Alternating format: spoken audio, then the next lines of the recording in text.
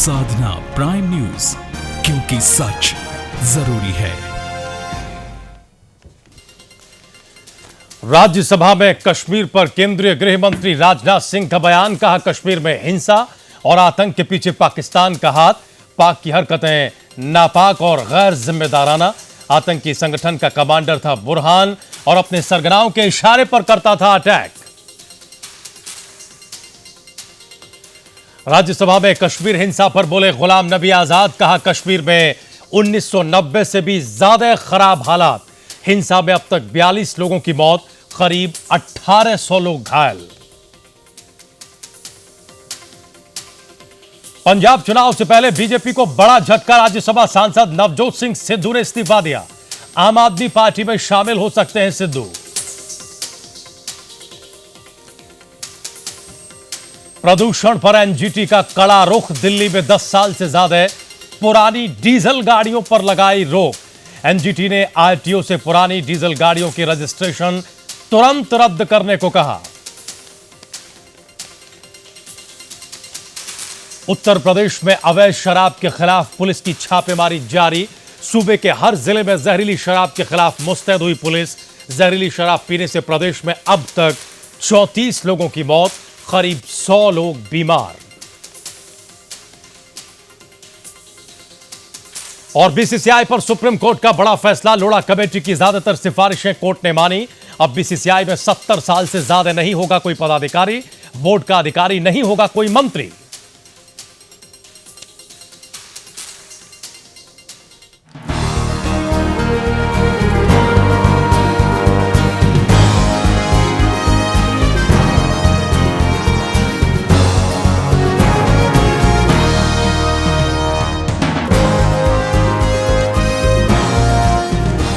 नमस्कार, बहुत स्वागत है आप सभी का प्राइम न्यूज पर। मैं हूं राजीव रघुनंदन और वक्त प्राइम एजेंडा का है। क्या इस बार उत्तर प्रदेश में चमत्कार होगा? क्या अगले साल होने वाले उत्तर प्रदेश चुनावों में इस बार कोई बड़ा उलटफेर होने जा रहा है? ये सवाल इसलिए उठ रहे हैं कि जो पार्टी उत्तर प्रदेश में चुनाव में मुकाबले से बाहर दिख रही थी, आज वो सभी पार्टियों से दो दो हाथ करने को तैयार है। हम कांग्रेस पार्टी की बात कर रहे हैं। ये वही कांग्रेस है जिसका 2014 के लोकसभा चुनाव में करीब करीब सफाया हो चुका था। सिर्फ सोनिया गांधी और राहुल गांधी ने अपनी सीटें बचाकर कांग्रेस की लाज बचाई थी। यूपी में कांग्रेस 27 वर्षों से सत्ता से बाहर है, लेकिन इस बार कांग्रेस के तेवर देखकर ऐसा लग रहा है कि वो 27 साल का वनवास खत्म करके ही दम लेने वाली है। यूपी कांग्रेस के नए अध्यक्ष राज बब्बर और कांग्रेस के मुख्यमंत्री उम्मीदवार शीला दीक्षित रविवार को लखनऊ में रोड शो के दौरान भारी भीड़ के उत्साह को देखकर काफी गदगद थीं। राज बब्बर ने भाई भतीजावाद को छोड़कर कांग्रेस को सत्ता में लाने के लिए संघर्ष का आह्वान किया और गणेश परिक्रमा करने वालों को चेतावनी देते हुए कहा कि जी हुजूरी अब नहीं चलेगी। हालांकि वो खुद अपनी सीट के सदस्यों की शान में, अपनी टीम के सदस्यों की शान में कसीदे पढ़ते दिखाई दिए। दिल्ली की पूर्व मुख्यमंत्री शीला दीक्षित का कहना था कि जनता ने उन पर भरोसा किया तो दिल्ली की तर्ज पर विकास होगा। उन्होंने अपने बयान को लेकर भी सफाई दी, जिसमें बिहार और उत्तर प्रदेश के लोगों को दिल्ली की बदहाली के लिए जिम्मेदार बताया गया था। शीला दीक्षित का कहना था कि बयान को गलत ढंग से प्रचारित किया गया था, पेश किया गया था। सवाल है कि ठीक चुनाव से पहले शीला दीक्षित ने अपने बयान पर सफाई आखिर क्यों दी? वैसे रविवार को लखनऊ में कांग्रेसियों का जोश देखते ही बन रहा था। कार्यकर्ताओं की आपाधापी से मंच टूट जाने से शीला दीक्षित समेत कुछ नेताओं को मामूली चोटें लगी। हालांकि गुटबाजी न दिखे, इसलिए सभी नेताओं को एकजुटता दिखाने की हिदायत दी गई थी और काफी हद तक वो दिखी भी। राज बब्बर और शीला दीक्षित के साथ प्रमोद तिवारी, संजय सिंह, निर्मल खत्री, मोइसना किदवई, राजीव शुक्ला, श्री प्रकाश जायसवाल, रीता बोगड़ा जोशी, सलीम शेरवानी, प्रदीप जैन, पीएल पूनिया और प्रदीप माथुर जैसे सभी दिग्गज नेता शामिल रहे। लेकिन कार्यकर्ता अपने अपने नेताओं के पक्ष में नारेबाजी करते ज्यादा दिखाई दिए। सवाल है कि क्या कांग्रेसी नेता चुनाव तक इसी तरह से एकजुट रह पाएंगे और क्या ये एकजुटता कोई चमत्कार कर पाएगी? वैसे शीला दीक्षित को जब से कांग्रेस ने यूपी में मुख्यमंत्री पद का उम्मीदवार घोषित किया है, प्रधानमंत्री नरेंद्र मोदी और बीजेपी अध्यक्ष अमित शाह की सारी चुनावी रणनीति पर पानी फिर गया है। अब सवाल है कि क्या बीजेपी कांग्रेस के डबल मास्टर स्ट्रोक के जवाब में कोई नई रणनीति बनाएगी? सवाल यह भी है कि शीला दीक्षित और राज बब्बर से टक्कर लेने के लिए मुलायम सिंह यादव, अखिलेश यादव और मायावती क्या कोई नया दांव लगाएंगे? प्राइम एजेंडा आज इसी मुद्दे पर है।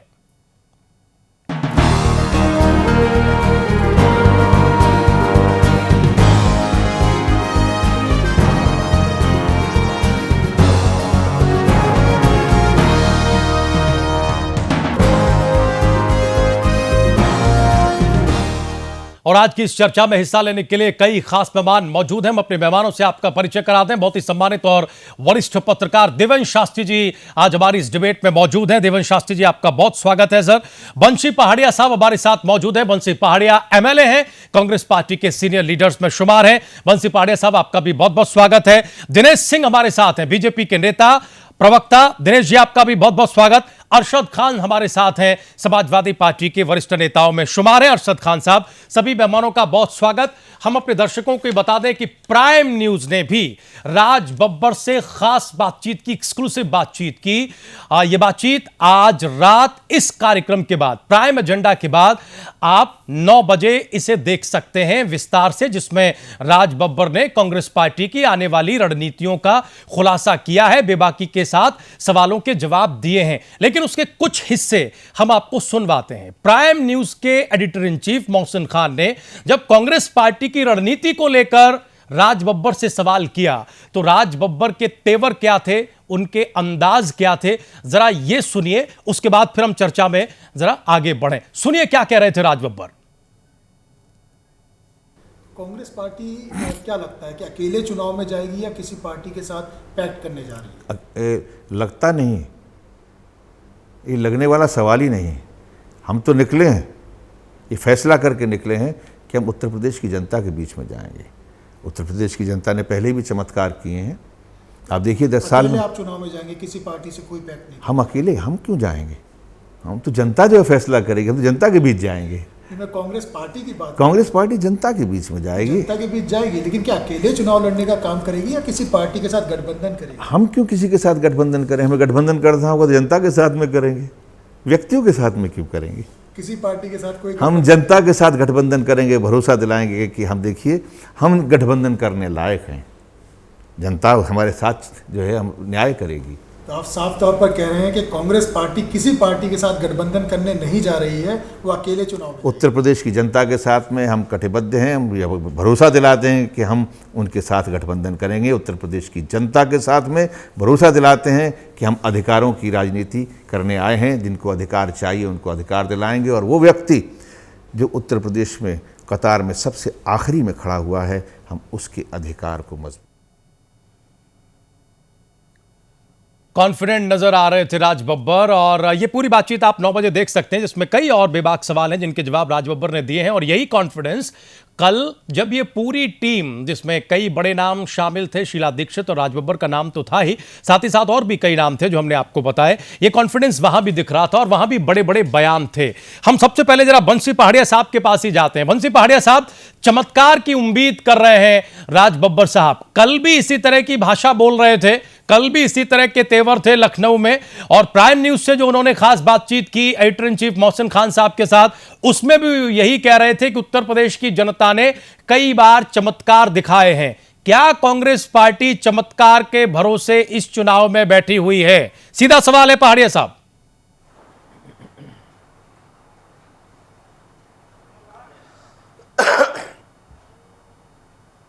रघुनंदन जी, राजनीति में चमत्कार नहीं होते। जिन लोगों ने प्रदेश की जनता ने देख लिया है, परख लिया है, चाहे वो हमारी बसपा की नेता बहन मायावती जी हो जी, जो सिवाय लूट के, खसोट के, ट्रांसफर, पोस्टिंग और वही काम अखिलेश यादव जी की सरकार ने किया है। लूट खसोट, नौकरशाही, हावी, एक जाति विशेष की बात करना, कानून व्यवस्था, बिजली, पानी, गन्ने का भुगतान, और मैं पहले भी रघुनंदन जी कह चुका हूं, झूठ के माफिया हैं हमारे भाजपा के बड़े नेता अमित शाह, नरेंद्र मोदी जी। आज हालात ये हो गए, चमत्कार तो होगा, लेकिन चमत्कार ऐसे ही नहीं होगा। आज बहुत वरिष्ठ हमारी मुख्यमंत्री दिल्ली की रही आदरणीय शीला दीक्षित जी और राज बब्बर साहब का जो ग्लैमर जनता के बीच में एक विश्वास है, और साथ में डॉक्टर संजय सिंह जैसे लोग, और इन सब में वरिष्ठतम गुलाम नबी आजाद साहब की जब से टीम आई है जी, और आदरणीय हमारी नेता प्रियंका गांधी के बारे में जो कहा गया है, उससे अब सबकी नींद हराम हो गई है। सपा, बसपा, भाजपा ओछी हरकत कर रहे, अनगढ़ आरोप लगा रहे, और इसका जनता ही जवाब देगी। लेकिन पहाड़िया साहब, आप कह रहे हैं कि राजनीति में चमत्कार नहीं होते, और आपके नवनियुक्त प्रदेश अध्यक्ष कह रहे हैं कि चमत्कार होते हैं। अब लगता है कि पार्टी यही नहीं तय कर पा रही है कि चमत्कार होगा या नहीं होगा।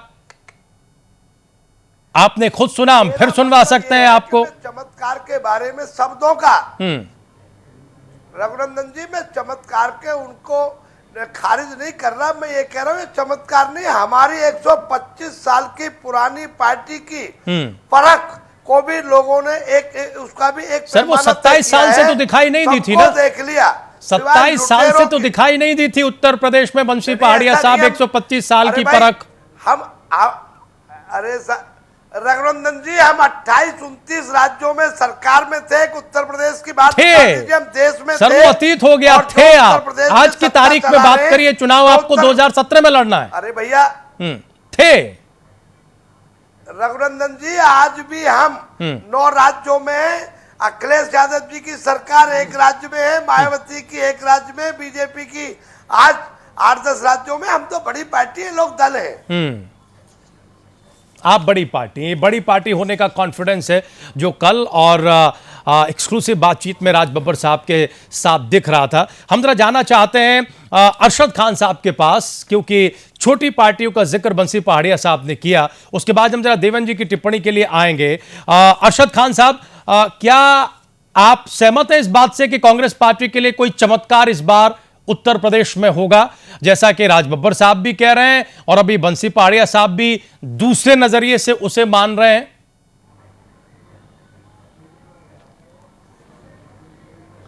देखिए, राजनीति में चमत्कार नहीं होते। मुद्दों पर यहाँ पर जनता ने फैसला लिया है और कई मर्तबा सत्ता में रहने वाली पार्टियों को हराया है और विपक्ष की पार्टियों को सत्ता में पहुँचाया है। शुरू से लेकर कांग्रेस की हुकूमत थी, सन 77 में जनता पार्टी बनी। कांग्रेस के जुल्म से, नसबंदी से, अत्याचार से जनता परेशान थी। उसने एक तरफा नई पार्टी बनी, जनता पार्टी को जिता दिया। फिर जनता दल बना। राजीव गांधी जी ने सन 1989 में अयोध्या में शिलान्यास करवाया, तो जनता और ख़ास तौर से मुसलमान और बड़ी तादाद सेकुलर लोग जनता दल के साथ गए और जनता दल सरकार में आई। इसी तरह से समाजवादी पार्टी अपनी नीतियों और भाईचारे की बुनियाद पे, कार्यक्रम की बुनियाद पे लगातार सत्ता में आई है। हाँ, कांग्रेस के इधर जो निर्णय रहे हैं उससे कांग्रेस में कुछ जान नजर आई, इसमें कोई शक नहीं है। और लेकिन राज बब्बर जी भी, हम लोग जन मोर्चा बनाया था पहले, और तब हमारी अपनी पार्टी थी पीपी सिंह के साथ। राज बब्बर जी से बहुत सैकड़ों मीटिंग किया, भीड़ खूब होती थी कि जनता फ्री में पिक्चर तो देखने आती थी, मगर जनता वोट बैंक में नहीं बदली। तो भीड़ तो आएगी राज बब्बर जी को देखने जहाँ जाएंगे, लेकिन वो वोट में बदलेगी ऐसी कोई गारंटी नहीं की जा सकती, क्योंकि जनता फिल्म देखने के लिए आती है और ये साबित हुआ था। जहाँ तक शीला दीक्षित जी का सवाल है, वो उत्तर प्रदेश की बहू तो हैं, और लेकिन 15 साल दिल्ली में मुख्यमंत्री रही, मगर उत्तर प्रदेश में उन्होंने कोई काम नहीं किया, आना जाना नहीं रहा, बिल्कुल यूपी को उन्होंने भुला दिया था। हाँ, उनके मुख्यमंत्री प्रोजेक्ट करने से समाजवादी पार्टी को ये फायदा हुआ है कि 20 साल पहले जो वोट बैंक कांग्रेस के से खिसक कर भारतीय जनता पार्टी की तरफ चला गया था, वो vote bank Bharatiya Janata party से खिसक कर कांग्रेस की तरफ जाएगा, तो भारतीय जनता पार्टी लड़ाई से आउट हो गई। इधर 2 बढ़िया फैसले हुए हैं, इंसिडेंट्स हुए हैं जो समाजवादी पार्टी के हक में हैं। समाजवादी पार्टी के मुख्यमंत्री हमारे उत्तर प्रदेश के आदरणीय अखिलेश यादव जी ने बहुत अच्छे काम किए, जिसकी वजह से भी जनता में अच्छा मैसेज है और सरकार की तरफ समाजवादी पार्टी बढ़ रही है। लेकिन बहुजन समाज पार्टी के दो बड़े नेताओं ने, आर के चौधरी और स्वामी प्रसाद मौर्य ने, जब बहुजन समाज पार्टी छोड़ी है, लोग ग्रास रूट के लीडर थे, तो बहुजन समाज पार्टी भी 87 की लड़ाई से बाहर हो गई है और कांग्रेस में थोड़ा सा जो हरकत आई खान है साहब, और कुल मिलाकर किसी भी पार्टी में कुछ भी हो रहा है उसका फायदा समाजवादी पार्टी को ही मिल रहा है। लड़ाई से आउट हुई है। बीएसपी में चाहे जो भी हो, उनके नेता छोड़कर गए, फायदा इस वक्त समाजवादी जो है पार्टी को। हालात अच्छे हैं। कांग्रेस पार्टी ने सीएम उम्मीदवार घोषित कर दिया, अपने प्रदेश अध्यक्ष बदल दिए, तो भी फायदा समाजवादी पार्टी को है। ये खुशफहमी है या फिर ये सच्चाई भी है? बस जनता भी हमारे साथ है और कुदरत भी हमारे साथ है, फैसले अच्छे हुए। यानी 2017 में अब आपको कोई समाजवादी रोक नहीं पार्टी सकता। उत्तर प्रदेश में ठीक है, बहुत बड़ी तादाद देखिए में दिनेश जी को जीत कर आ चर्चा में रही ले है। आते हैं, फिर वो एक दूसरी तस्वीर पेश ईश्वर करेंगे। की कृपा हमारे साथ है, ठीक, जनता की ठीक कृपा सर, के साथ ठीक। है। दिनेश सिंह हमारे साथ जुड़ चुके हैं। दिनेश जी, आवाज आप तक पहुंच रही है? सुन पा रहे हैं आप हमें? जी बिल्कुल सुन पा रहा हूं। जी दिनेश जी, सवाल ये कि क्या आपको भी लगता है कि कांग्रेस पार्टी के लिए आज से 2017 में कोई चमत्कार होने जा रहा है? एक, क्योंकि यहां बंसी पहाड़िया साहब और इनके नए प्रदेश अध्यक्ष राज बब्बर साहब उस चमत्कार की उम्मीद में हैं, और दूसरा ये कि क्या हर राजनीतिक दल में जो कुछ हो रहा है उसका फायदा समाजवादी पार्टी को जा रहा है, जो अभी अरशद खान साहब कह रहे थे? राजीव जी, दोनों बातों का मैं सवाल का जवाब दूंगा। पहली बार आपने कहा कि क्या इस तरह से शीला दीक्षित का या राज बब्बर के आने से कांग्रेस पार्टी कुछ अच्छा कर पाएगी, तो मुझे लगता है कि कांग्रेस पार्टी पर ना तो कांग्रेस पार्टी के लोगों का भरोसा है, ना तो जनता का भरोसा है। तो ये अपने अस्तित्व की लड़ाई लड़ रहे हैं। चुनाव जीतने के लिए तो लड़ ही नहीं रहे हैं ना। अभी मैं समाजवादी पार्टी के प्रवक्ता को सुन रहा था, तो समाजवादी पार्टी, कांग्रेस पार्टी के जो भी लीडर उत्तर प्रदेश में लाए गए, सब बाहर से लाए गए हैं, आयतित हैं, कभी ना कभी किसी न किसी दूसरी पार्टी में थे। और ये भूलना नहीं चाहिए, ये वही शीला दीक्षित जी हैं, जब मुख्यमंत्री हुआ करती थी दिल्ली प्रदेश की, तो कहती थी कि दिल्ली की जो दुर्दशा हुई है ये उत्तर प्रदेश और बिहार के लोगों की वजह से। तो कल जवाब दे दिया शीला दीक्षित ने। उत्तर प्रदेश की जनता इतनी मूर्ख नहीं है दिनेश जी, उस पर तो कल शीला दीक्षित ने जवाब दे दिया, दूसरा- सफाई दे दी, कह दिया कि जवाब गलत ढंग से देने बयान दीजिए। को पेश किया गया। उनका मंतव्य गंतव्य बिल्कुल वो नहीं था जिस तरह से बयान को दिखाया गया। राजीव जी, जवाब दे देने से, सफाई दे देने से जनता भूल नहीं जाती है। और कम से कम उत्तर प्रदेश की जनता इतनी मूर्ख नहीं है। और रहा आपके दूसरे प्रश्न का सवाल, आपने कहा कि सारा फायदा समाजवादी पार्टी को हो रहा है। अगर बहुजन समाजवादी पार्टी में विघटन हो रहा है तो ये अरशद खान साहब कह रहे हैं, आपके सामने ही कह रहे हैं। कांग्रेस पार्टी का नुकसान हो रहा है तो उसकी वजह से इनके कर्मों की वजह से इनको कोई फायदा नहीं हो रहा है। दूसरी पार्टी के कुकर्मों की वजह से इनको फायदा हो रहा है। लेकिन जो समाजवादी पार्टी का जो कर्म है उससे समाजवादी पार्टी हमारी का नीतियों की नुकसान वजह से हो रहा है, काम की वजह से भी हो रहा है। इसलिए नहीं देख रहे हैं। इनकी सरकार कौन ऐसा चमत्कारी काम कर दिया नहीं, जिसका अखिलेश फायदा- यादव जी ये के अच्छे सिर्फ ये कामों की देख वजह से रहे हैं फायदा भी हो कि रहा है, लेकिन इससे कि इसका कांग्रेस फायदा हुआ पार्टी है। कमजोर होगी तो क्या फायदा हो। ठीक है, अब्दुर्रहमान शास्त्री जी कुछ चर्चा में ले आते हैं। शास्त्री जी, दो टूक सवाल है कि क्या वाकई कांग्रेस पार्टी चमत्कार की उम्मीद में बैठी है, और अब जो नई टीम हमारे सामने है जिसके नेतृत्व में उत्तर प्रदेश में कांग्रेस पार्टी 2017 में उतरने जा रही है, क्या वो कोई चमत्कार कर पाएगी सर? ऐसे हालात दिख रहे हैं? देखिए, जो कांग्रेस की जो स्थिति है आज के दिन, नेशनल लेवल पे भी देख लीजिए और यूपी में तो खैर बहुत दिनों से हम लोग देख रहे हैं, 27 साल हो गई, कांग्रेस के लिए बहुत ज़्यादा गुंजाइश बनी नहीं है। तो मौजूदा स्थिति में जो फैसले हुए हैं कांग्रेस के लिए, राज बब्बर का आना और शीला दीक्षित का, ये जो कांग्रेस के पास जो लीडरशिप अवेलेबल है उसमें तो बेस्ट है, लेकिन ये कोई गारंटी नहीं है कि उत्तर प्रदेश ये टीम जीत जाएगी। जो अवेलेबल विकल्प है उसमें राज बब्बर नॉन कंट्रोवर्शियल हैं। चलिए, एक चेहरा है जो लोगों को थोड़ा सा आकर्षित करता है। हालांकि अब बहुत घूम लिए हैं राज बब्बर, अब कोई हमेशा राज बब्बर को देखने आएंगे ऐसा कुछ नहीं है। लेकिन ग्लैमर वाली बात भी नहीं रही। राज बब्बर चूंकि ये एक इंडिकेशन है कि कांग्रेस कितनी यूपी में डिवाइडेड है कि उनको एक ऐसा चेहरा चाहिए जिस पे कोई चर्चा न कर सके। तो राज बब्बर जी की ये एक एडवांटेज आप कह सकते हैं, लेकिन ये वोटों में तब्दील होगी क्योंकि यूपी की पॉलिटिक्स जो है वो जातीय राजनीति में इतनी ज़्यादा घुसी हुई है जी। कि राज बब्बर इस वक्त किसी एक ग्रुप के साथ, किसी जाति के साथ बंधे हुए नहीं नजर आते हैं, और वो किस सेक्शन से वोट कलेक्ट करेंगे ये अभी एक सवाल है। ठीक। दूसरी बात, शीला दीक्षित जी, शीला दीक्षित जी को दिल्ली में लोगों ने देखा हुआ है। शीला दीक्षित जी का चेहरा तो सौम्य है, अच्छा लगता है, लेकिन शीला दीक्षित जी के आने से यूपी का जो इलिट एक वोटर था कांग्रेस का, कभी ब्राह्मण, वो सारा का सारा लौट आएगा, इसकी कोई गारंटी नहीं है। देखिए, वो पहले से डिवाइडेड है।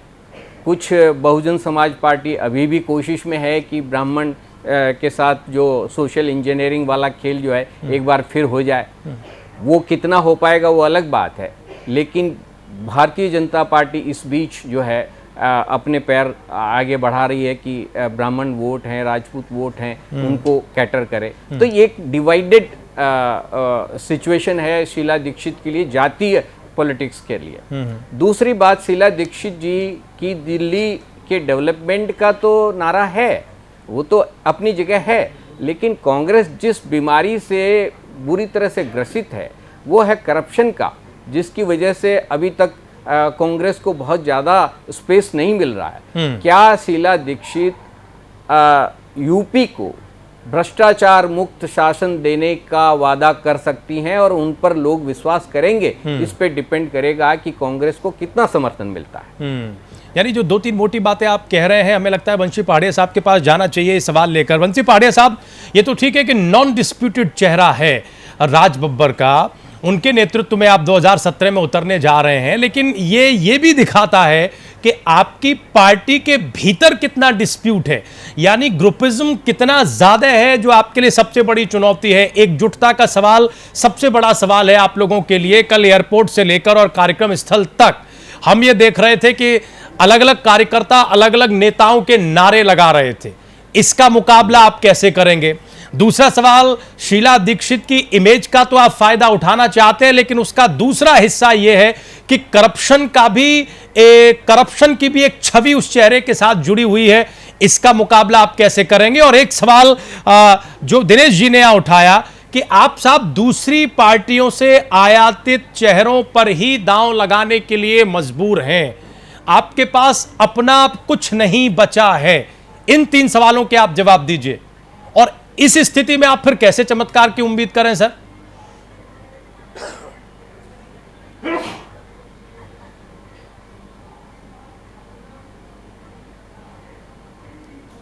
बंसी पहाड़िया साहब, आवाज मिल रही है सर? क्या आप हमें सुनने की स्थिति में हैं? रघुनंदन जी जी अभी जी जी जी जी बोलिए। अभी आप जो ये बात कह रहे थे, शीला जी के करप्शन की जो बात कह रहे थे, 15 साल में दिल्ली को पेरिस बना दिया, कोई मुंह भी नहीं खोल पाया।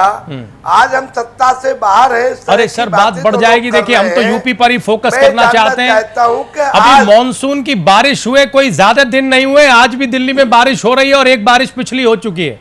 इस पेरिस का क्या हाल निकलकर सामने आया है वो अभी पता लग जाएगा। सारे पैनलिस्ट को पता है, हमारे दर्शक देख रहे होंगे, दिल्ली से लेकर उत्तर प्रदेश तक हकीकत का अंदाजा सबको है। दिन भर आज जाम लगा रहा है। आपने जो पेरिस बनाया, आपके काम ने जो पेरिस दिल्ली को बनाया, उसका हाल हम सबके सामने है। इसलिए सच्चाई के धरातल पर रही है सर। दिल्ली इतनी बड़ी जगह है कि वहाँ रोज प्रॉब्लम क्रिएट होते हैं। अभी पेरिस और अभी बड़ी उस हमारे पुराने तो फिर उससे तो कई गुना बड़ा उत्तर प्रदेश है। जब दिल्ली इतनी बड़ी जगह है जो आप दलील दे रहे हैं, तो उत्तर प्रदेश तो फिर कई गुना बड़ा है। फिर शीला जी का चेहरा वहां कैसे काम करेगा सर? नहीं, आप मेरी उस बात को मैं ये कह रहा हूं कि शीला दीक्षित जी ने जो काम किए उसकी एक रेमेडी भी होती है, उसको काम करने का, संभालने का भी होता है। आज उत्तर प्रदेश बड़ी जगह है, सवाल उस बात का नहीं है। सवाल इस बात का है कि जो वर्तमान सरकार है केजरीवाल साहब की, उसके और जो भारतीय जनता पार्टी के बीच में मतभेद है। आपने हमारे मतभेदों की बात कही, हवाई अड्डे से लेके यहाँ तक मैं उस जुलूस में था। हमारे यहाँ सोनिया गांधी हमारी नेता हैं, राहुल गांधी हमारे नेता हैं, राज बब्बर हमारे नेता हैं, शीला जी हमारे नेता हैं, प्रियंका जी, प्रमोद तिवारी जी या संजय सिंह, हमारे कोई कंट्रोवर्सी नहीं। राज बब्बर जी की अगुवाई में हम सब लोग उत्तर प्रदेश में फतह हासिल करेंगे। तरह तरह की बातें, इन पे कुछ बचा नहीं है। आप भ्रष्टाचार की बात कर रहे हो, टिकट बेचने का काम बसपा करती है, ट्रांसफर पोस्टिंग का काम अखिलेश यादव की सरकार में हो रहा है, खनन के नहीं बंशी हो रही है। बंशी जी, अगर दूसरी पार्टियां कर रही हैं तो इससे जनता ने दोनों पार्टियों को इससे आपकी निर्मलता कैसे सिद्ध होती है हुजूर? अगर दूसरी पार्टियों में कुछ गड़बड़ हो रहा है तो उससे हमारी पार्टी कैसे निर्दोष साबित हो जाती है? हमारी पार्टी में कोई भ्रष्टाचार नहीं हुआ आज तक। हमारा कोई नेता ऐसा नहीं है जो दागदार हो। और इनके यहाँ डिबेट को आप बहुत दूर तक ले जाएं, फेस कर रही सीबीआई में, बहुत दूर तक ले जाएंगे। देखिए सर, दर्शक भी हंस रहे होंगे और पैनलिस्ट तो अभी जवाब देंगे ही। सुरेश कलमाड़ी किसके नेता थे सर? सुरेश कलमाड़ी किस पार्टी में थे? अरे भाई, सुरेश कलमाड़ी जी क्या घोषित हो गया क्या? बोलिए बोलिए। जिनको सजा हो चुकी है दूसरी पार्टी के नेताओं को। अरे तो फिर आप कैसे कह सकते हैं, फिर कैसे कह सकते हैं कि हमारी पार्टी में एक भी ऐसा नेता नहीं? अब दोस्त आरोप तो मैं किसी आरोप तो कोई किसी पे लगा दे। मैं कह रहा हूँ खाद्यान्न घोटाला हो या ये हमारे पार्कों का घोटाला हो मायावती सरकार का, और भारतीय जनता पार्टी ने जिस तरह के घोटाले अटल बिहारी वाजपेयी की सरकार में किए जो अभी तक जांचों में चल रहे हैं, उनको आने दो ऐसा ना। लग रहा है कि बंसी पांडे साहब तो चमत्कार की उम्मीद करके ही बैठे सारे देश की सीमाओं से। देखिए पांडे साहब सुन लीजिए। बंशी जी, देखिए चमत्कार जो है किसी व्यक्ति के से कोई आशा नजर आती हो, कुछ ऐसा लगता हो कि ये कर सकता है कोई कमाल, उसके पीछे तो आप सोच सकते हैं कि उत्तर प्रदेश की जनता भी उसके पीछे हो जाएगी।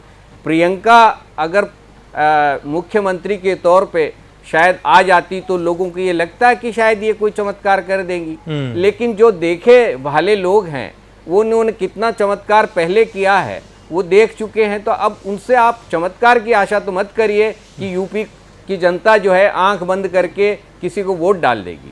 एक छोटा सा ब्रेक लेते हैं सर, यहाँ एक छोटा सा ब्रेक लेते हैं, लेकिन ब्रेक के उस पार जब लौटेंगे तो हम आपको सुनवाएंगे कि एक्सक्लूसिव बातचीत में राज बब्बर ने और क्या कुछ कहा, खास तौर से समाजवादी पार्टी और सरकार के मुखिया अखिलेश यादव को लेकर उन्होंने क्या राय सामने रखी और क्या वही राय ज्यादा असल भी है। समाजवादी पार्टी के प्रतिनिधि से हम इस बात का जवाब लेंगे। एक छोटा सा ब्रेक ले रहे हैं, तुरंत हाजिर हो रहे हैं।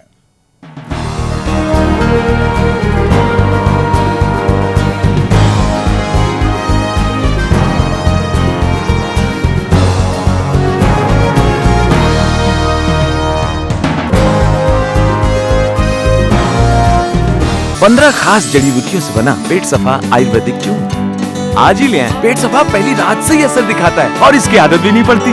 पेट सफा, हर रोग दफा। वो क्या है जो हम सबको प्रेरित करता रहा हिंसा के बिना स्वाधीनता के लिए लड़ने को? वो क्या है जो राष्ट्रीय दल को चालित करता है कट्टर विरोधी पर काबू पाने को? वो क्या है जो भारत के जन जन से इतनी मेहनत करवाता है आर्थिक प्रगति के लिए? प्रतिबद्धता और हमारे देश का गौरव। भारत एक और ऐतिहासिक उपलब्धि के लिए तैयार है, खुले में शौच का समापन। भारत को एक स्वच्छ और खुशहाल देश बनाने में मदद करें, ये हमारे हाथ में है।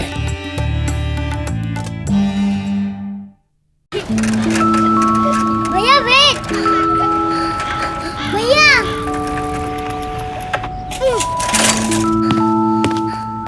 तूने मेरा वेट नहीं किया ना? वेट ही तो कर रहा हूँ। टीवी साथ साथ देखने में ही मजा आता है ना? अब अपने Airtel HD set top box पर पेन ड्राइव लगाएं और लाइव टीवी रिकॉर्ड या पॉज करें। पाएं एक 8 GB पेन ड्राइव हर नए HD कनेक्शन के साथ। मिस्ड कॉल दीजिए 76780 पर।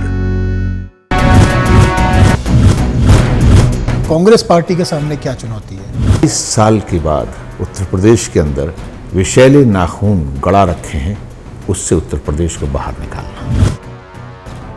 आपको बलि का बकरा बना दिया गया है। बलि जो है पुण्य काम के लिए दी जाती है।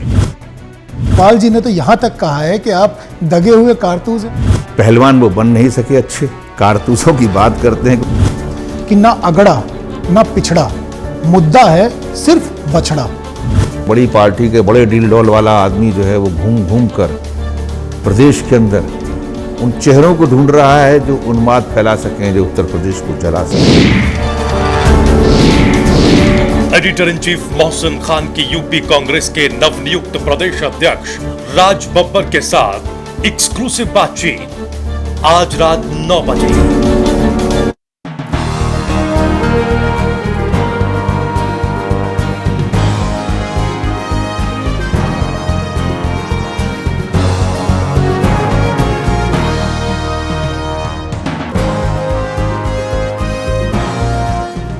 ब्रेक के बाद एक बार फिर से आप सभी का स्वागत है। प्राइम एजेंडा देख रहे हैं आप, और प्राइम एजेंडा में हम चर्चा कर रहे हैं कांग्रेस पार्टी की उत्तर प्रदेश की नई टीम को लेकर कि क्या उत्तर प्रदेश की नई टीम के जरिए वाकई कांग्रेस पार्टी यूपी में कोई चमत्कार करने की स्थिति में है। रविवार को जब ये नई टीम पहुंची तो मंच तो टूटा ही, लेकिन समर्थकों में काफी जोश दिखाई दे रहा था। क्या ये जोश वोट में भी तब्दील होगा? क्या इतना ही जोश पोलिंग बूथ पर भी कार्यकर्ताओं में दिखाई देगा? क्योंकि सरकारें वोट से बनती और बिगड़ती हैं। हम चर्चा को आगे ले जाएं, इससे पहले आपको दिखाते हैं कि editor in chief Mohsin Khan के साथ एक्सक्लूसिव बातचीत में अखिलेश यादव के कामकाज को राज बब्बर ने कैसे आंका, कैसे मापा। देखिए, जब अखिलेश यादव को सवाल किया गया अखिलेश यादव को लेकर, तो राज बब्बर ने क्या प्रतिक्रिया दी। अखिलेश जी के बारे में कुछ कहना चाहेंगे? अच्छा, युवा मुख्यमंत्री उत्तर प्रदेश के, बिल्कुल कहूँगा। जिनके बहुत दावे हैं, बहुत काम किया है, विकास किया है, कुछ कहना चाहेंगे? बिल्कुल कहूँगा। मैं यही कहूँगा कि जो उनका हाल है, शायद उनकी जिम्मेदारी जो उनको मिली है, उनको चाहिए था कि थोड़ा परिपक्व होकर कर जिम्मेदारी को संभालते तो शायद कुछ ठीक होता।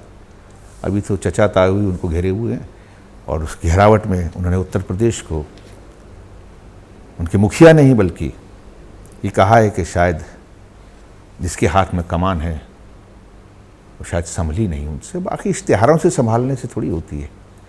लेकिन आज कानून व्यवस्था वहाँ पर क्या है, कितने एक्सपेरिमेंट करोगे भाई? 5 साल के लिए पूरी सरकार के लिए आपको जिम्मेदारी दी थी, सिर्फ इसलिए कि आप नौजवान हैं और आपको वो जिम्मेदारी रिपीट कर दी जाए? ये तो कोई बात ना हुई। आप नौजवान हैं, आप जो है आज इस चैनल पर आपको मैं इंटरव्यू दे रहा हूँ। माफ़ कीजिएगा अगर आप सवाल अच्छे नहीं करते तो मुझे, और आपके जो देखने वाले हैं वो कहते भाई कैसे व्यक्ति के सामने आपको माफ़ नहीं करते। अगर आप यहाँ आए हैं तो आपको अपनी तैयारी के साथ में आना चाहिए, और आप तैयार नहीं थे। आपने उत्तर प्रदेश की जनता के साथ में सिर्फ इसलिए कि आपका परिवार के अंदर रसूख है, और उस रसूख के सहारे अगर आज आपको जिम्मेदारी मिल गई है। रसूख होना कोई बुराई नहीं है, लेकिन रसूख के साथ में जिम्मेदारी से अपना रोल निभाना, ये एक जो है मिशन है, और इस मिशन के अंदर कहीं वो सफल नहीं हो पाए। तो राज बब्बर अखिलेश यादव के बारे में टिप्पणी करते हुए कह रहे हैं कि सिर्फ युवा होने से काम नहीं चलता, काम भी करके दिखाना होगा। रसूख होना बुरा नहीं है, लेकिन जिम्मेदारी पूरी करनी होगी। वो कानून व्यवस्था का हवाला दे रहे हैं कि यूपी में कानून व्यवस्था का हाल क्या है। सिर्फ विज्ञापनों से सरकारें नहीं चला करती हैं। अरशद खान साहब, जवाब दीजिए। ये बात तो ठीक ही कह रहे हैं राज बब्बर साहब आपकी सरकार के बारे में, सरकार के मुखिया के बारे में, कि क्या सिर्फ मुख्यमंत्री युवा है इसलिए उन्हें दूसरा टर्म मिल जाएगा? सरकार और हमारे सरकार के मुखिया, हमारी सरकार के मुखिया आदरणीय अखिलेश यादव जी ने जिंदगी के हर क्षेत्र में ऐतिहासिक विकास के काम किए हैं, और ये पहले मुख्यमंत्री जिन पे कोई आरोप नहीं है, और बहुत मेहनत करते हैं।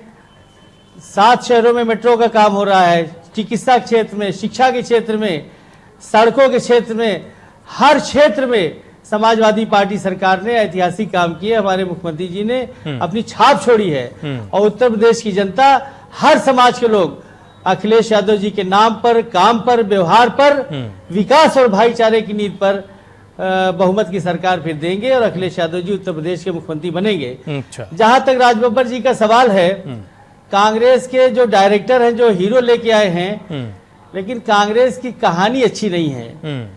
इससे वोटर उनकी तरफ लौटने वाला नहीं है। मुसलमान कांग्रेस का बम्पर वोट बैंक था, लेकिन कांग्रेस पार्टी ने मुसलमानों का आरक्षण भी तो नाराज ही है। मुसलमान नौकरी में 40-50% थे आजादी के वक्त, आपसे भी तो अरशद खान साहब नाराज ही है। और उसके बाद दफा 341 नेहरू जी की कैबिनेट ने खत्म किया, और जाते जवाते भी मनमोहन सिंह 10 साल प्रधानमंत्री रहे। जाट जो तत्वर कौम है उसे रिजर्वेशन पिछड़ों में दे गए, लेकिन दलित मुसलमानों, दलित ईसाइयों का आरक्षण उन्होंने बहाल नहीं किया। अरे आपने भी तो वादा किया था, कांग्रेस की तरफ देखने के लिए तैयार आपने भी नहीं तो है। 2012 के मैनिफेस्टो में वादा किया था अरशद खान साहब, आप अपना वादा ही भूल गए। कांग्रेस जी बता रहा हूँ, अब आप मनमोहन जी के पाले में बॉल डाल रहे हैं। ना तो आपने भी तो वादा किया था साहब, ना 1 रुपया मुआवजा दिया, 1 रुपया मुआवजा नहीं दिया। इसी तरह पिछड़े वर्ग की आबादी 54% है, कांग्रेस ने सन 1990 तक 2% दिया था।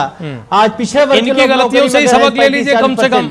तो मुलायम सिंह यादव की देन है, समाजवादी पार्टी की देन है। अरशद खान साहब इन्हीं की गलतियों से सबक ले लीजिए कम से कम। 18% आरक्षण का वादा आप लोग भी तो कर सत्ता में आए। ज्यादा नौकरी भी दे रही है, उर्दू टीचर भी दिया, उर्दू ट्रांसलेटर भी दिया। अब क्या क्या दिया और क्या क्या नहीं दिया, हमारे इसकी पड़ताल कर लेते हैं। पहले दिनेश जी से टिप्पणी ले लेते हैं, फिर बंशी पाड़िया साहब के पास जाएंगे। दिनेश जी, विकास की गंगा बह गई उत्तर प्रदेश में, मुख्यमंत्री ने ऐतिहासिक काम किया, ये टर्म इस्तेमाल कर रहे हैं अरशद खान साहब। नहीं, बिल्कुल ऐतिहासिक काम किया है। जितना आप अगर देखिए कानून व्यवस्था की जो हालात है उत्तर प्रदेश में, थाने के अंदर से थाना अध्यक्षों को घसीटकर मारा जा रहा है, मुख्यमंत्री आवास के सामने लोगों को वहां महिलाओं का बलात्कार किया जा रहा है, तो दिन दहाड़े लोगों को गोली मारी जा रही, कोई आदमी सुरक्षित नहीं है। आप कह रहे विकास हो रहा है, निश्चित तौर पर अगर यही विकास है तो मुबारक हो अखिलेश यादव जी को। और दूसरी चीज, राजीव जी अभी कांग्रेस के साथी से आप बात कर रहे थे, उनके भी सवाल का मैं जवाब देना चाहता हूं। उन्होंने कहा शीला दीक्षित ने दिल्ली को पेरिस बना दिया। पता नहीं है महोदय कभी दिल्ली आए कि नहीं आए, पेरिस तो नहीं बना, लेकिन पेरिस बनाने के नाम पर कुछ लोगों ने पैसा बना के जरूर चले गए दिल्ली से और नर्क बना दिया है। उसी का परिणाम रहा कि 2014 के चुनाव में सुपड़ा साफ हो गया है। 2014 के चुनाव में अखिलेश यादव भी थे। आज जिस कांग्रेस की बुराई कर रहे हैं उन्हीं कांग्रेस पार्टी के साथ गठबंधन में सरकार में थे। आज किस मुंह से आप कहते हैं कि इन्होंने कोई काम नहीं किया है? आप ही तो समर्थन कर रहे थे। और राजीव जी, मैं ये कहना चाहता हूं कि सिर्फ इटावा का विकास का मतलब है कि उत्तर प्रदेश का विकास नहीं। आज एक परिवार के सारे लोग रोजगार पा गए हैं। आज मुलायम सिंह यादव के परिवार में कोई आदमी बेरोजगार नहीं, आप ऊपर से नीचे तक देख लीजिए। क्या एक परिवार के बेरोजगारी दूर होने से पूरे उत्तर प्रदेश की बेरोजगारी दूर हो गई? 3 तरह की पार्टियां हैं इस देश में राजीव जी, एक व्यक्तिवादी, एक परिवारवादी और एक राष्ट्रवादी। अब उसको एक्सप्लेन करने की जरूरत नहीं है। अब जनता ना तो व्यक्तिवादी के साथ जाना चाहती है, ना परिवारवाद के साथ जाना चाहती है, और अब जनता जाना चाहती है राष्ट्रवाद के साथ और विकासवाद के साथ जाना चाहती है। आज भी समाजवादी पार्टी ने हर समाज को हिस्सेदारी दिया है, हर समाज को, ब्राह्मण भी, क्षत्रिय भी, वैश्य भी, दलित भी, अगड़े भी, पिछड़े भी, मुसलमान भी। चुनाव में आपने देखा सबको हिस्सेदारी दिया है, धर्म बंधन टूट गया। एक साथ लोगों ने भारतीय जनता पार्टी का साथ दिया है। 2017 के चुनाव में भी ये होने जा रहा है। आप चिंतित मत रहिए। एक कांग्रेस, भारतीय जनता पार्टी। अच्छा दिनेश जी, एक बात का और जवाब दीजिए। चुनाव लड़ रहे हैं। दिनेश जी, एक बात का और जवाब दे दीजिए, जब आप अपनी बात कर ही रहे हैं। राज बब्बर साहब ने यह भी कहा कि 73 सीटें यूपी से जीतने वाली बीजेपी को 73 विधानसभा की सीटें जीतने के लाले पड़ जाएंगे। क्या ये बात सही है कि दावे और बातें चाहे जितनी कर ली जाए, लेकिन बीजेपी की पोजीशन भी बहुत अच्छी नहीं? बड़पोलापन है। मैं राजीव जी यही पहले कह रहे थे प्रियंका जी आएंगे, राहुल जी आएंगे।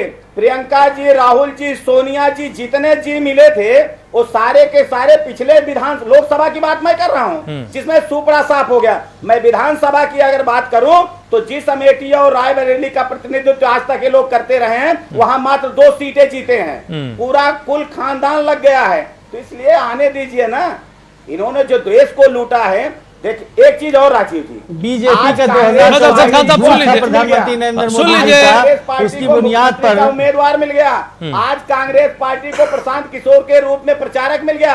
अब इनको सिर्फ मतदाता ढूंढना है, ये मतदाता ढूंढे, बाकी इनको सब मिल गया है। बंसी पाड़िया साहब, आप कह रहे थे कि मंच पर बहुत धक्का मुक्की हो रही थी, बहुत उत्साहित। तो जब दीपक बुझने को होता है ना, तो इसी तरह से उतावलापन नजर आता है। अच्छा, एक बार कल के जलता है, वही दिखाया मंच पर। ठीक है, मतलब कल का जो उत्साह था बंशी पहाड़िया साहब, दिनेश जी ये कह रहे हैं कि दरअसल वो दीपक बुझने से पहले की फड़फड़ाहट थी, वो जोश दरअसल बीजेपी को फड़फड़ाहट की तरह दिखाई दे रहा है। दिनेश जी गलत कह रहे हैं। और ये जो सुपड़ा साहब की बात कर रहे थे, इनको ये भी सबक लेना चाहिए कि दिल्ली में जो ये 27-28 सीटें लाए थे, आज इनकी वहां 3 सीटें और मोदी जी के कार्यकाल में, अमित शाह के कार्यकाल में आई है।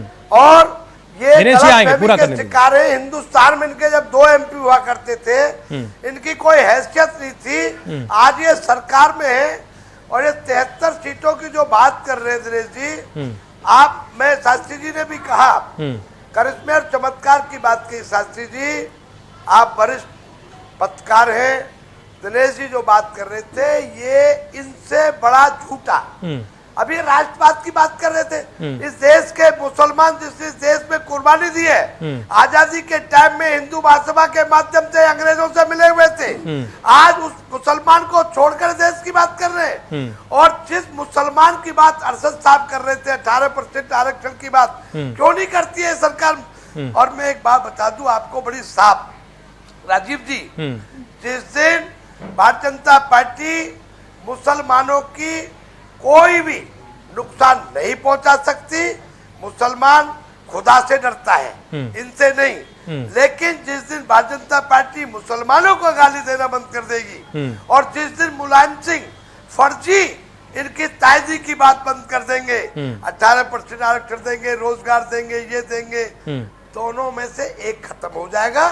ये दोनों, अभी अमित शाह जी कह रहे हैं मैं कुछ करता हूँ, मैं कुछ करता हूँ। मुसलमानों सुन लीजिए, फिर आप इसे तो रिएक्शन लेने आप सुन लीजिए, बंसी पहाड़िया साहब की बात सुन लीजिए, फिर रिएक्शन दीजिएगा। सियासी पार्टी नहीं है, सांप्रदायिक उन्माद फैलाकर मुजफ्फरनगर कांड देख लीजिए।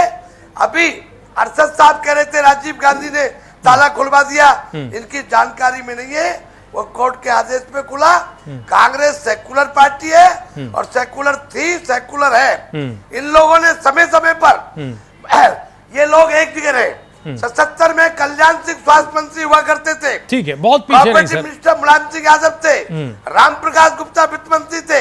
हमने भारतीय जनता पार्टी का विरोध किया है। ये लोग चीन की सीमा की बात करते थे, पाकिस्तान से सलाह लेने की बात करते थे, गरीबों में इनसे बड़ा झूठा और देश को धोखा देने वाला। ठीक है दिनेश जी, ये लीजिए दलितों को जवाब दीजिए। दिनेश जी वो कह रहे हैं कि आपकी पार्टी से बड़ी झूठी पार्टी नहीं है कोई, सभी की पार्टी है समाजवादी। ठीक, आज पदोन्नति में आरक्षण का मामला, ठीक ठीक, बंसी पहाड़िया साहब, दलितों को जो नुकसान पहुंचाने का काम समाजवादी की सरकार ने किया, मायावती के टाइम में सवाल का जवाब दीजिए, चिल्लाइए, समाजवादी भारतीय जनता पार्टी को देश का नौजवान। ये सही है कि भारतीय जनता पार्टी के हेडक्वार्टर अरशद खान साहब, बंसी पहाड़िया साहब रुक तो जाइए, जवाब तो ले लीजिए दिनेश जी का। और नफरत फैलाने का अरशद खान साहब होल्ड करिए जरा, दिनेश जी को बोलने दीजिए। दिनेश जी जवाब दीजिए। नफरत फैलाने का काम भारतीय जनता पार्टी मुल्क में ठीक है, ठीक है, ठीक है, जवाब तो लीजिए। पहले चुप रहिए, चुप रहिए, चुप रहिए। ठीक है, सुन लीजिए, क्या है बोल चुके हैं तो चुप रहिए। हाँ दिनेश जी जवाब दीजिए। भाषा का प्रयोग सही करें दिनेश जी, आप वरिष्ठ देश में उन्माद फैलाना। ठीक है बंसी जी सुनिए तो, अब आप बोल चुके हैं, आपका समय समाप्त हुआ, जरा सुनिए आप जरा सुनिए। पार्टी का है बंसी जी, आप सुन लीजिए, अपनी बात का जवाब ले लीजिए। ये कैसे ठीक है बंसी पहाड़िया जी, सुन तो लीजिए और आज इनको झूठा करार दे दिया है। ठीक है दिनेश जी जवाब दीजिए। पहाड़िया जी जरा शांत रहिए, सुनिए। देखिए राजीव जी, इन्होंने कहा कि दिल्ली में इनका क्या हश्र हुआ। जरा पहाड़िया जी, आपका दिल्ली में क्या हश्र हुआ है बता दीजिए। आपको भी ये लगता है कि दिल्ली में भारतीय जनता पार्टी को और बेहतर प्रदर्शन करना चाहिए? आपका कहने का आशय था बिहार में हमारा क्या हश्र हुआ, आप भी चाहते कि भारतीय जनता पार्टी बिहार में अच्छा परफॉर्मेंस करे। आपका क्या हश्र हुआ जरा आप बताइए। नंबर 2, आप भी राजीव जी, इसका मतलब हमारे विरोधी भी चाहते हैं कि हमको अच्छा करना चाहिए था। और पहाड़िया जी, आप खुद कह रहे थे ना कि भारतीय जनता पार्टी के पास जो सांसद थे, आप स्वीकार कर रहे हैं ना, आज हमने ऐसा कर्म किया, आज हमने प्रदेशों में ऐसा काम किया कि आज हम बहुमत में हैं। और सुनिए, पहले सुनिए, उत्तराखंड हो, अरुणाचल हो, अरे जरा सुनो, सुन तो लीजिए, जरा सुनिए बंसी जी, जरा बंसी बजाना बंद कीजिए, सुनिए, जरा मुंह को बंद रखिए, कान को सुनिए। जब आप कान सुनेंगे तो अच्छा बोल पाएंगे। एक विधायक का सुन लीजिए, आपके बीच में मैं नहीं बोलता हूं, इसलिए जरा सुनिए क्यों कष्ट हो रहा है, जरा सुनिए। जब भारतीय जनता पार्टी के जहां भी शासन चल रहा है, चाहे वो मध्य प्रदेश हो, चाहे राजस्थान हो, चाहे गुजरात हो, चाहे गोवा हो, जहां भी हमारी सरकार है, उस सरकार के खिलाफ भूल गए क्या? देखकर जनता हमारे साथ जुड़ रही है। और आप बहुमत में थे, विपक्ष के लायक नहीं है कि जनता ने आपको जनादेश दिया है। और पहाड़िया जी, मैं आपको बताना चाहता हूँ, 2017 के चुनाव में आपका खाता नहीं खुलने वाला उत्तर प्रदेश में। आप चाहे जितना भी कर लीजिए, खाता नहीं खुलेगा, प्रदेश में हम खाता नहीं खुलेगा, किसी को ले आइए। जनता को आप मूर्ख समझते हैं। आज भी आप हिंदू और मुसलमान कहकर जनता को बांटने की कोशिश कर रहे हैं। बंसी पांडे साहब कह रहे हैं कि कांग्रेस पार्टी उत्तर प्रदेश में सरकार बनाएगी की बात करते हैं। ठीक है, आप लोगों ने 6 दशकों में सिर्फ यही एक काम किया है, लोगों को जात के नाम पर, लोगों के धर्म के नाम पर बांटने का काम किया है। ठीक है, परिवर्तन अब अरशद खान साहब को भी सुन लीजिए। आदर्श कामों में काम हो रहा है, परिवर्तन लाइए अपने अंदर। रेल चलवा रहे, नाम हो गया बंसी पहाड़िया साहब। कांग्रेस पार्टी में तो हो गई, अभी आप जैसे कुछ लोग मुट्ठी भर लोग कांग्रेसी मानसिकता के हैं, 2017 में मानसिकता से मुक्त हो जाएंगे। किसी फैक्ट्री की कोई पूरे मत रहिए, 2017 का चुनाव होने दीजिए, कांग्रेस का नाम लेने वाला नहीं। ठीक है, ठीक है। अरे पाड़िया साहब, हो गया। अब जरा अरशद खान साहब को भी आने दीजिए चर्चा में, उन पर भी कई आरोप आपने जड़े। व्यापारी रो रहा है, ठीक है, बोल दीजिए, बाकी नौकरी चली जाएगी डिबेट के बाद। ठीक, आने दो इनको, जब जनता जवाब देगी। ठीक है बंसी पाड़े साहब, ठीक है। अरशद खान साहब, आप पर भी आरोप है, बीजेपी पर तो है ही कि वो झूठ बोलते हैं, उनकी पार्टी झूठ बोलती है, लेकिन आरक्षण को लेकर आपने भी मुसलमानों को बरगलाने का काम किया है। देखिए, भारतीय जनता पार्टी के जो हेडक्वार्टर है नागपुर में, वहाँ झूठ बोलने का और नफरत फैलाने की ट्रेनिंग दी जाती है, नए नए मुद्दे तलाश किए जाते हैं, इनका ही काम है। मोदी जी ने सचमुच में चुनाव में कहा था कि हम चाइना से आंख मिलाकर बात करेंगे। सर, इनका नहीं, बड़ी खुशी हुई थी। इनका नहीं, अपनी पार्टी का जवाब दीजिए ना अरशद खान साहब। बन गई, आपने भी तो कहा था अपने दस्तावेज में, मैनिफेस्टो में, जब सरकार बन गई, हम मुसलमानों को 18% आरक्षण देंगे, उस पर आई अरशद खान साहब, उस सवाल पर आई, उस सवाल पर आइए। आपने भी तो कहा था कि हम मुसलमानों को आरक्षण देंगे, मैनिफेस्टो में वादा किया था आपने, तो कहां दिया? चाइना के राष्ट्रपति जब हिंदुस्तान आए, चीन दिखाई दे रहा है। मोदी जी और चाइना के राष्ट्रपति झूला झूल रहे थे। हाँ। उधर चाइना की फौज जो है भारत की धरती पर कब्जा कर रही थी। 15 लाख, मतलब जैसे इधर मुजफ्फरनगर हो रहा था और आप सफाई में महोत्सव बना रहे थे, ठीक वैसे ही था। निभाए। और मुजफ्फरनगर में अगर बीजेपी के लोगों ने दंगा कराया, जब अमित शाह यहाँ के प्रभारी बने, तभी हम लोगों ने मान लिया था कि ये कुछ न कुछ करेंगे गड़बड़। मतलब आप नाकाम थे, सरकार नाकाम थी, किया और मरने वाले सरकार नाकाम थी, इसका मतलब राज बब्बर ठीक ही कह रहे हैं। 15 लाख रुपया। नहीं, फिर तो राज बब्बर ने ठीक ही कहा ना अरशद खान साहब कि युवा होने से काम नहीं चलता, जिम्मेदारी भी समझनी चाहिए। सिर्फ आप युवा है, ठीक है, सिर्फ आप युवा है, इस वजह से आपको दोबारा दंगे कांग्रेस के जमाने में हुए, उतने दंगे कभी नहीं हुए। समाजवादी पार्टी की सरकार में एक दंगा हुआ, अभी कंट्रोल हुआ, और जो लोग मारे गए थे उनके परिवार को 15 लाख रुपए, एक सरकारी नौकरी दी गई। आंकड़ा तो बहुत ज्यादा है। पार्टी के जमाने में हजारों अभी दिनेश जी और बंसी पहाड़िया साहब बता देंगे कितने दंगे हुए इन 4 सालों में। न मुआवजा मिला और न इंसाफ मिला, न इंसाफ मिला। और जहां तक तमाम सरकारी योजनाओं में अखिलेश यादव जी ने माइनॉरिटीज को 20% आरक्षण दिया है, मुसलमानों को नौकरी में भी हिस्सेदारी ज्यादा दी जा रही है। आज आप कह रहे हैं और हर समाज को, दलित, पिछड़े, दावे कहां दी जा रही है वो दिखाई नहीं देता। सबको अखिलेश यादव ठीक है, जरा सुनिए, दिया है। ठीक, पार्टी की तरफ अंगुली उठाते हैं। हाँ, ठीक है। अब दिनेश जी आप भी सुनिए, हम जरा शास्त्री जी से ले लें। अब पार्टी लाइन पर तो बहुत बात हो गई, जरा न्यूट्रल बात भी सुन लें।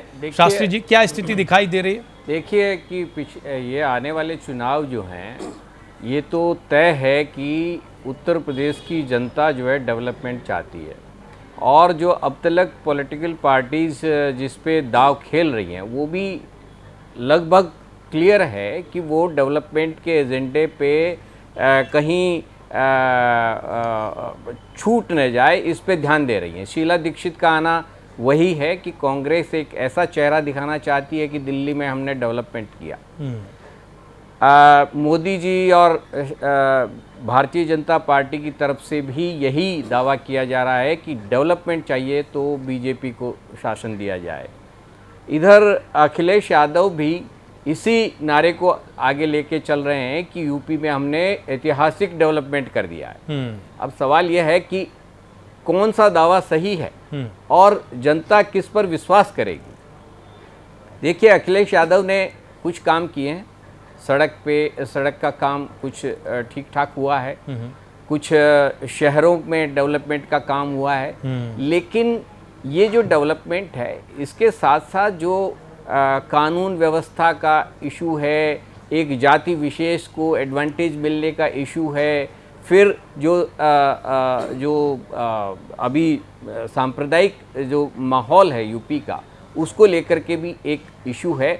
तो सवाल यह है कि क्या अखिलेश यादव का डेवलपमेंट बाकी के उनकी मिस गवर्नेंस से ज़्यादा स्ट्रॉन्ग दिखाई देगा? तो शायद हो सकता है कि उनको फिर से कुछ संभावना नज़र आए। और क्या कांग्रेस के लिए शीला दीक्षित ऐसा चेहरा प्रस्तुत कर पाएंगी कि यूपी ये मान ले कि बस शीला जी आ जाएंगी तो डेवलपमेंट हो जाएगा? और दूसरा ये कि नरेंद्र मोदी जी को आगे रख के क्या यूपी में भारतीय जनता पार्टी सरकार बना सकेगी? क्योंकि देखिए, अभी तक का ये इतिहास जो चुनाव का आ रहा है उसमें यह है कि भारतीय जनता पार्टी स्टेट में नरेंद्र मोदी के चेहरे से चुनाव नहीं जीत पाती है। तो सवाल यह है कि यूपी में क्या अमित शाह ऐसा कोई चेहरा पेश कर पाएंगे कि वो डेवलपमेंट की गारंटी नज़र आए और जनता उसको मान जाए? तो तीनों के सामने ये समस्या है। और बहुजन समाज पार्टी का तो आप जानते ही हैं, उनकी अपनी एक जाति विशेष के वोट बैंक है जिसके आधार पे वो आज भी राजनीति कर रही हैं, और डेवलपमेंट और हो या ना हो वो उतना इम्पोर्टेंट उनके लिए नहीं है। तो सवाल ये है कि ये चारों पार्टियां अब लगभग एक सिचुएशन में है, एक जैसी स्थिति में पहुंच चुकी हैं। इसके बीच में इधर से बिहार के चीफ मिनिस्टर जो हैं वो और जातीय कार्ड खेलने की तैयारी में है। तो ये एक ऐसा गड्ढ होने जा रहा है यूपी के अंदर जिसमें कुछ साफ नहीं है कि किस पर जनता भरोसा करे। जनता भी अभी कंफ्यूज है, देखिए क्या परिणाम होता है। लेकिन आपके विश्लेषण से एक जो सवाल निकल रहा है वो दिनेश जी के लिए निकल रहा है। दिनेश जी, सपा, बसपा और अब कांग्रेस, इनके चेहरे तो साफ हैं, लेकिन बीजेपी की तरफ से चेहरा कौन होगा? नहीं, दो चीजें हैं। पहले इन्होंने कहा कि भारतीय जनता पार्टी जिन राज्यों में चेहरा नहीं देती है, प्रधानमंत्री के चेहरे पर चुनाव नहीं जीतते हैं। ये सिर्फ मैं बताना चाहता हूं कि हरियाणा में हमने चेहरा नहीं दिया था, हमने चुनाव जीता कि नहीं? हम महाराष्ट्र में चेहरा नहीं दिए थे, हम चुनाव जीते कि नहीं? ये कहना कतई मतलब यूपी में आप चेहरा देने नहीं जा रहे? हमने चेहरा नहीं दिया तो हम चुनाव नहीं जीते। मतलब दिनेश जी, यूपी में आप चेहरा देने नहीं जा रहे? दूसरी नहीं, ये हम देने वाले कौन? ये केंद्रीय नेतृत्व बैठकर फैसला करेगा कि हमको चेहरा देना है कि नहीं देना है। लेकिन हमारा एजेंडा, हमारा चेहरा स्पष्ट है, वो हमारा चेहरा है विकास का। आप कह रहे हैं जनता विश्वास कैसे करे? हम यहाँ पर लोगों ने भारतीय जनता पार्टी के शासन देखा है, बसपा का शासन देखा है, समाजवादी पार्टी का शासन देख रहे हैं, कांग्रेस का देख चुकी है, और इसी को देखकर जनता चुन रही है ना। जहां जहां चुनाव हो रहा है भारतीय जनता पार्टी के सरकारें क्यों बन रही है? जनता मूर्ख है क्या? और आप कह रहे थे कि जनता कंफ्यूज है। आज की तारीख में उत्तर प्रदेश की जनता कहीं भी कंफ्यूज नहीं है। कंफ्यूज होंगे समाजवादी पार्टी के नेता, कंफ्यूज होंगे बसपा के नेता, कंफ्यूज होंगे कांग्रेस के नेता, भारतीय जनता पार्टी के नेता चेहरा कौन है ना? तो उत्तर प्रदेश की जनता कंफ्यूज नहीं। सर, सवाल तो सीधा यही है, चेहरा कौन होगा? में चुनाव हो और भारतीय जनता पार्टी, दिनेश जी, चेहरा कौन होगा? सर, लाख टके का सवाल यही है। एक आप ही की बड़ी पार्टी रह गई, इसका चेहरा हमारे सामने नहीं है। विकास ही भारतीय जनता पार्टी का चेहरा है। भारतीय जनता पार्टी बगैर चेहरे के, जब निर्णय होगा तो बीजेपी बगैर चेहरे के चुनाव में जा रही है। मोदी के चेहरे पर ही चुनाव लड़ेगी बीजेपी। दिनेश जी, नहीं, जब हम कह रहे हैं जिस दिन हम निर्णय करेंगे नहीं, विकास मतलब मोदी जी जैसे आप पेश करते रहे। जनता को बता देंगे, आपको पता दिनेश जी, चलेगा। आपने हरियाणा का उदाहरण तो दे दिया, लेकिन आपने बिहार का एग्जाम्पल नहीं देखा, आपने असम का एग्जाम्पल नहीं देखा, वहां चेहरा दिया। मैं कह रहा हूं बिहार का हम नहीं दिया, दिल्ली नहीं, आप यही कहना। बंसी पहाड़िया साहब, क्या इनके साथ चेहरे की दिक्कत है? आपको किसी तरीके से उस दिक्कत से बाहर निकला है, लेकिन बीजेपी अभी भी दिक्कत में फंसी हुई है। करेगी कि चेहरा देना। ठीक है, छोटा सा कमेंट बंसी पहाड़िया जी का सुन लीजिए। देखिए, चेहरा इन्होंने दिल्ली में दिया किरण बेदी को, जो आयातित नेताओं की बात कांग्रेस में कर रहे थे। किरण बेदी को आपसे ये लाए, ये खुद आयातित नेताओं को लाते हैं, इनके पास कोई लीडरशिप नहीं है। जहां तक नरेंद्र मोदी जी का सवाल है, उनके चेहरे पे चुनाव लड़ेंगे। प्रदेश की जनता भी यही चाहती है कि झूठों के चैंपियन नरेंद्र मोदी जी उत्तर प्रदेश में आए और उनको उत्तर प्रदेश की जनता सबक सिखा के भेजेगी। ये कह रहे थे कांग्रेस के और दूसरी पार्टियों के नेता कंफ्यूज होंगे, ये खुद कंफ्यूज है, लीडरशिप के मायने नहीं जानते, ये व्यापारी है, ये लीडर नहीं है, डीलर है, डीलर।